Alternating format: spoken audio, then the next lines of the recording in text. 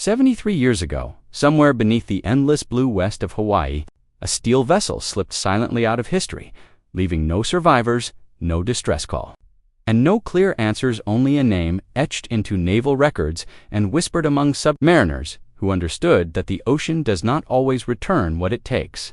Because this was not a ship lost in battle, not a submarine torn apart by enemy depth charges, but a U.S. Navy war machine that vanished during training in familiar waters just miles from safety, carrying with it the final breaths of 19 men who never knew they were about to become ghosts of the Pacific. And for decades, the sea kept their secret in till now. The story of USS S-28 begins not with heroics or gunfire, but with routine, repetition, and the quiet confidence of sailors who believed the danger lay elsewhere. Because by January 1944, the waters around Hawaii were considered secure, a far cry from the burning chaos of December 1941, and the submarine, an aging S-class boat commissioned in the aftermath of World War I, had been reassigned from combat patrols to serve as a training vessel, teaching new crews the unforgiving mechanics of underwater warfare, where ballast, pressure, and human judgment were locked in constant negotiation. And on the morning of January 18th, S-28 departed from Pearl Harbor with a reduced crew aboard, heading into open water for a standard deep dive exercise that should have lasted only hours, not a descent into oblivion, because the S-class submarines were already notorious within the Navy's load to dive, prone to mechanical fatigue, built before sonar had matured, before hull metallurgy fully understood the long-term punishment of pressure cycles, and yet still trusted, still crewed by men who believed that discipline and procedure could overcome age and design limits. And as S-28 submerged that morning, everything appeared normal until it wasn't. Because somewhere below the surface, a depth still debated for decades, something failed catastrophically. Not explosively, but fatally. Possibly a valve that did not seal, a hull seemed weakened by time, or a ballast system that responded too slowly, allowing seawater to rush in faster than it could be expelled, increasing weight, increasing descent, compressing air, silencing engines, and leaving the crew only minutes, perhaps seconds, to understand that they were no longer diving, but falling, and above them the Pacific closed like a door that does not reopen. And when S-28 failed to resurface at the appointed time, concern turned to alarm, alarm turned to search operations, and search operations turned to decades of unanswered questions, because no debris surfaced, no oil slick betrayed her grave, and wartime priorities soon shifted attention elsewhere, consigning 19 sailors to a footnote marked presumed lost, until advancements in deep-sea exploration finally allowed the ocean floor west of Oahu to be mapped in unprecedented detail, revealing a submarine resting upright at extreme depth, remarkably intact, her hull crushed inward by pressure rather than torn apart, confirming what many naval historians had long suspected, that USS S-28 did not die violently, but quietly, the most terrifying kind of death at sea, one where machinery fails, training runs out, and the ocean simply waits. And when researchers finally confirmed the identity of the wreck after 73 years, it did not bring closure in the traditional sense. Because closure implies an ending, and for some, there is no ending, only remembrance, only steel and silence on the seafloor, where S-28 remains today, a preserved war grave. A reminder that not all World War II losses came from enemy action, and that even in waters deemed safe, the sea itself has always been the most unforgiving adversary of all. What makes the loss of USS S-28 linger so heavily in the history of undersea warfare is not only how she vanished, but how ordinary her final hours were likely to have felt to the men inside her steel hull. Because training dives are built on routine and predictability, on the assumption that every valve behaves as it did yesterday, that pressure gauges tell the truth, that emergency procedures remain theoretical rather than lived experience. And inside S-28 that morning, there would have been the familiar sounds of metal contracting as the boat descended, the hiss of air systems equalizing pressure, the low hum of electric motors pushing her forward in darkness, while instructors observed, corrected, and evaluated younger sailors who were learning to trust a machine that demanded absolute respect. Yet somewhere in that process, the margin for error, razor-thin in aging S-class submarines, collapsed entirely. Because by 1944, these boats were operating well beyond the technological expectations of their designers. Their hulls, stressed by decades of dives, their systems retrofitted and reworked again and again, creating a fragile balance where one malfunction could cascade into catastrophe. And if seawater began entering the pressure hull through a compromised fitting or valve, the physics would have been merciless, because every additional ton of water increases negative buoyancy. Every meter of descent increases external pressure, compressing internal airspaces and reducing the effectiveness of ballast blows, turning what might have begun as a manageable emergency into an irreversible plunge. And for the crew, there would have been no dramatic explosion, no cinematic rupture, only alarms, shouted commands, rapid calculations, hands moving instinctively across controls drilled into muscle memory, while instructors likely attempted to regain control, ordering emergency ballast blows, adjusting trim, perhaps even attempting to angle the boat upward. Yet the S-class dive rate was slow by design, and recovery from an uncontrolled descent required time the ocean did not grant. And as depth increased past safe operating limits, the hull would have begun to deform elastically, popping, the metal flexing inward, followed by structural collapse at crush depth, where pressure exceeds material strength, not gradually but suddenly, extinguishing all life in an instant.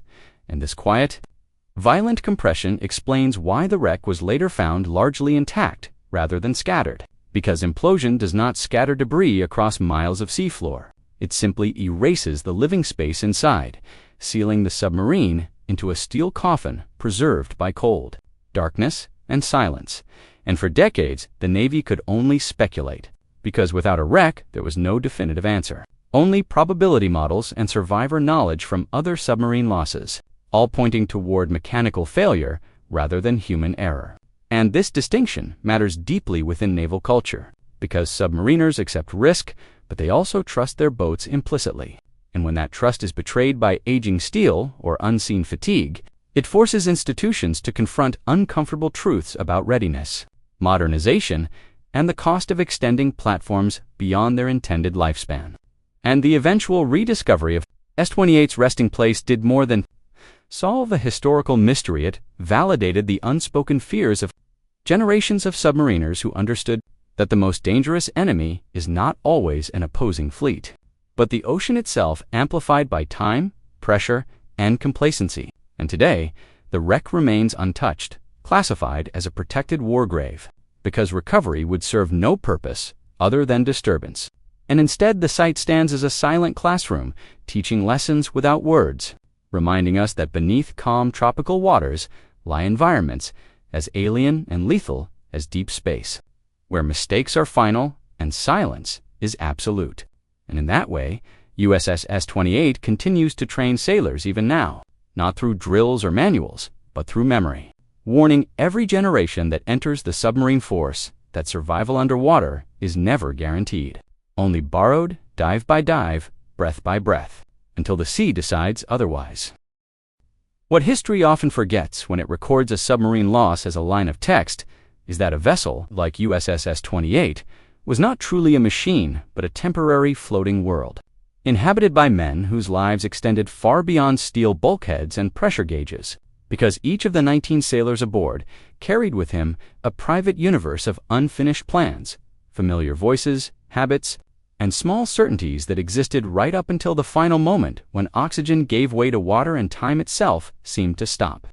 And while their names were filed into naval archives, their absence unfolded slowly and painfully on land, where families waited for letters that never came, where wives reread the last words written weeks earlier without knowing they were already widows, where parents studied newspapers for weeks hoping to find even a rumor of survival, and where children grew up with photographs instead of memories, because submarine service in World War II carried a unique emotional cruelty. There was no battlefield to imagine, no heroic last stand to narrate, only silence. And silence breeds questions that echo for generations. And for decades, the families of S-28's crew lived with that uncertainty, knowing their loved ones were lost at sea, yet never knowing how, when, or even exactly where. And this lack of closure turned ordinary objects into memorials: a uniform folded and never worn again, a sea bag left unopened, a chair at the dinner table that no one else would sit in. And in some households, hope lingered irrationally, sustained by rare wartime stories of sailors rescued days or weeks after disasters, because as long as there was no wreck, no confirmed cause, the imagination could still construct impossible survivals. And even as years passed and the war ended, the absence remained unresolved, because submarines do not wash ashore. They do not leave wreckage floating in the sun, they simply vanish into depth. And depth erases evidence while preserving grief. And among fellow submariners, the loss of S-28 was understood in a way civilians rarely grasped, because they knew the claustrophobia, the reliance on machinery, the knowledge that if something went wrong too deep, no human strength could reverse physics. And yet even that understanding did not diminish the pain felt when a boat failed to return, because every submarine loss is personal within the force, reinforcing an unspoken bond among those who go below the surface, knowing the ocean allows no forgiveness. And when decades later, technology finally located the resting place of S-28, the discovery carried a complicated emotional weight, because while it answered questions, it also confirmed the finality that families had been forced to live with abstractly for generations. And yet many relatives expressed relief rather than renewed grief, because confirmation transforms loss from uncertainty into memory, allowing remembrance to settle into a shape that can be carried rather than endlessly questioned. And the submarine itself, resting upright, undisturbed, crushed inward by pressure rather than torn apart, became a silent testament, not to failure, but to service, a war grave deserving the same respect as any battlefield cemetery, because these men did not die training by accident. They died preparing others to survive combat, contributing invisibly to the war effort in a way that cannot be measured by medals or victories. And today, when historians speak of S-28, they increasingly center the human cost rather than technical failure, recognizing that every rivet and valve ultimately existed to support lives. And when that support failed, the loss was not merely mechanical but deeply human, rippling outward through families, communities, and naval culture itself, leaving a quiet scar that only time and truth could soften. And in this way, the story of USS S-28 becomes more than a mystery solved. It becomes a reminder that the deepest tragedies are often the least visible, unfolding far below the surface where darkness preserves both steel and memory, and where 19 men continue to rest together, not lost, but finally found. The rediscovery of USS S-28 did not come through luck or legend, but through patience, mathematics, and machines designed to see where human senses fail. Because the modern ocean floor is no longer an unknowable void, but a slowly emerging map built from sound, data, and time. And in the years leading up to the identification of the wreck, advances in multi-beam, sonar, side-scan imaging, and remotely operated vehicles transformed the way historians and oceanographers approach long-lost naval mysteries, allowing vast stretches of seafloor west of Hawaii to be surveyed methodically rather than blindly.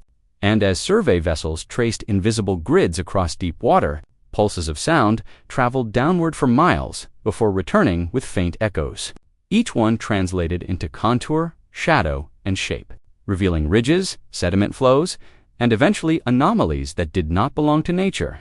And among these returns was a familiar silhouette, long, cylindrical, symmetrical, unmistakably artificial, resting upright in darkness, far beyond recreational or even most military diving limits. And when analysts overlaid historical loss coordinates, training area records, and drift models from 1944, the probability narrowed until uncertainty gave way to near certainty, because the position, orientation, and structural condition of the wreck aligned precisely with what physics predicted for an uncontrolled deep descent, followed by hull collapse. And when high-resolution imaging confirmed the presence of an S-class hull form rather than a later fleet submarine design, the decades-long question quietly answered itself without fanfare, without headlines at first, because discoveries like this are handled with reverence rather than celebration, treated as war graves rather than trophies, and no attempt was made to penetrate the hull or disturb the site, because modern naval ethics recognize that these wrecks are final resting places, not archaeological curiosities, and the images that emerged grainy monochrome, lit by artificial light cutting through particulate darkness, showed a submarine preserved by pressure and cold, its outer form intact even as its interior space had long since been erased. And this visual confirmation reshaped understanding of the loss, replacing speculation with evidence, allowing historians to move from missing to found, and in doing so, transforming absence into location, mystery into context, and rumor into record. And yet, even with this clarity, the wreck itself revealed little drama. No torn metal or scattered debris, only stillness, reinforcing the unsettling truth that many submarine losses are not cinematic, but clinical, governed by equations rather than explosions. And for the researchers involved, the moment of identification carried a profound stillness rather than triumph. Because to locate a submarine lost for 73 years is to stand at the intersection of progress and mortality, where technology finally catches up to history, not to change it, but to acknowledge it. And in that acknowledgement, the ocean yields nothing back. No remains, no artifacts. Only confirmation that time did exactly what it always does beneath the surface. It preserved the outline of loss while erasing the sound, leaving behind a shape in the darkness that exists now not as a question, but as an answer.